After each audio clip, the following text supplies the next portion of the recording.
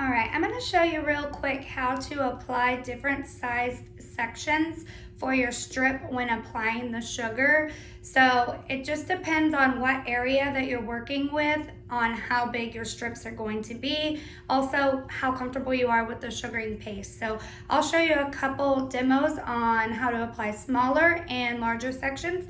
And then whenever we get into the demo videos for different areas of the body, we'll go over how exactly to apply those strips and remove them. But today I just wanted to show you a small section versus a large section and how you can apply the sugar paste. One of the most important things to remember when applying the sugar is correct hand placement. So I'm going to show you how to position your hands so that when you're applying sugar that you get the application correct, and so that you can save your hands so that you can sugar for a really long time. You're going to want to keep your hand nice and stiff on the application. I like to create a little paddle out of my fingers so that when I'm applying, I can really scoop the sugar. Your fingers are supposed to remain stiff and not scoop this way and not let your fingers fall until the flick. And really the same technique is used for just using one or two fingers as well. You know, you want to keep the finger nice and stiff until it's time to lay it flat for the flick. So just practice those positions with your hand, creating that paddle.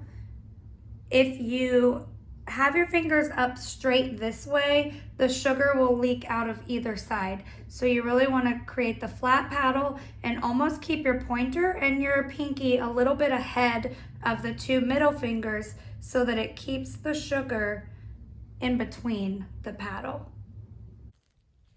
When applying, you want to keep your ball on this side of your fingers as you apply, and let it slowly roll out.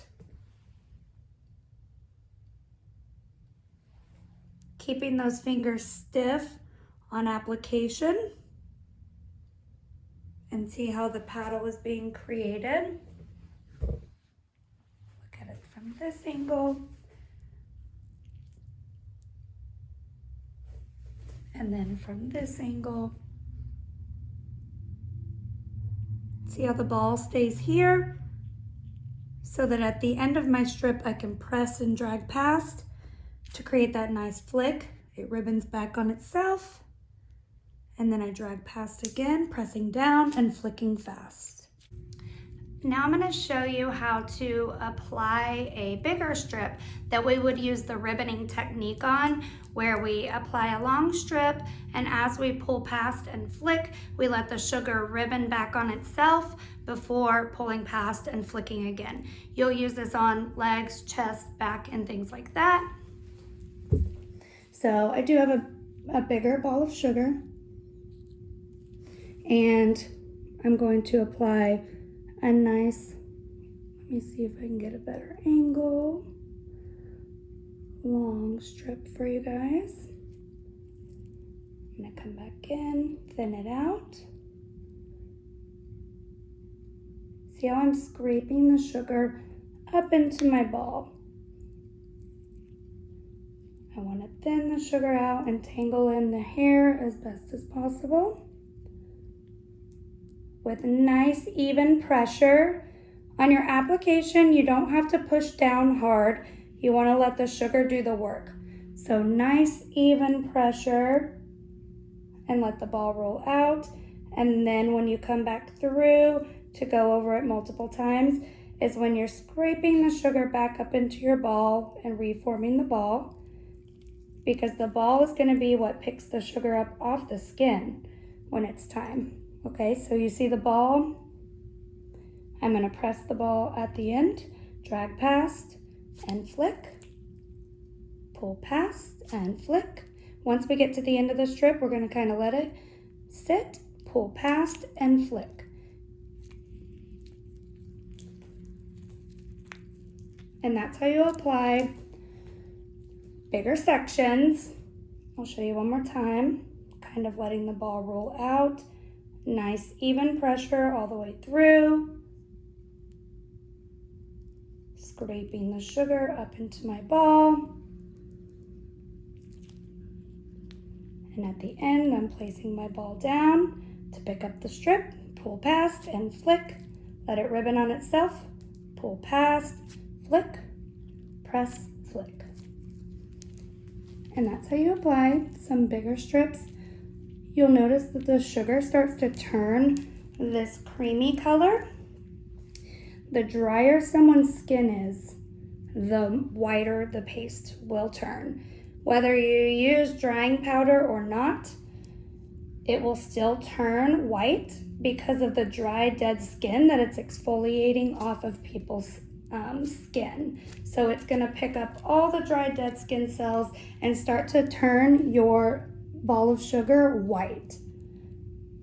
Once it stops picking up hair and being productive, that's when you know it's time to get a new ball. Okay, so first we're gonna start with a small section. So I have a much smaller ball. Again, this is something that would be used for a bikini, lip, and things like that. So you can do the one finger technique where we pull our ball back into our hand in this manner.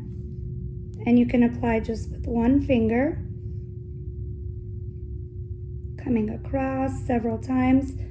At the end of each strip, you can kind of reform your ball. Again, reform your ball.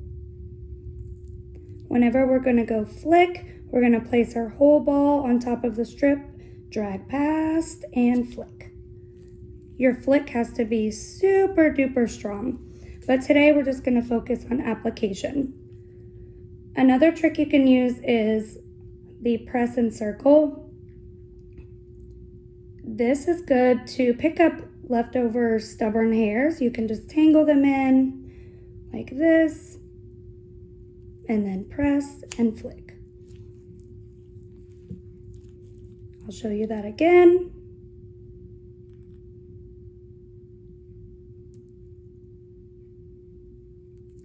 Whole ball down, press and flick. Also, if you're working with a ball this size, you can do 2 fingers on your application. At the end, we're gonna press our ball down, drag past, and flick. Ribbon, pull past, and flick. 1 finger. This is a really good technique to learn control. And you can even just go circle, press, flick.